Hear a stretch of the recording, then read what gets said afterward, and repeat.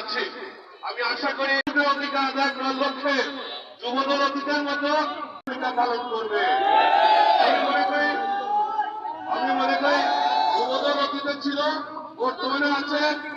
আগামী দিনে বাংলাদেশে গণতন্ত্র প্রতিষ্ঠিত না হওয়া পর্যন্ত বাংলাদেশে আমাদের বিএনপির নেতা, বিএনপির ভারপ্রাপ্ত চেয়ারম্যান তারেক রহমান বাংলাদেশে ফিরে না আসা পর্যন্ত, বাংলাদেশের মানুষের অধিকার আদায় না হওয়া পর্যন্ত, বাংলাদেশের মানুষের ভোটের অধিকার আদায় না হওয়া পর্যন্ত, বাংলাদেশের নিরপেক্ষ নির্বাচনের মাধ্যমে জনগণের ভোটে জনগণের সরকার প্রতিষ্ঠিত না হওয়া পর্যন্ত এই যুবদল অতীতের মতো রাজপথে আন্দোলন সংগ্রাম করে অগ্রণী ভূমিকা পালন করে বাংলাদেশের মানুষের ভোটের অধিকার আদায় করবে ইনশাআল্লাহ।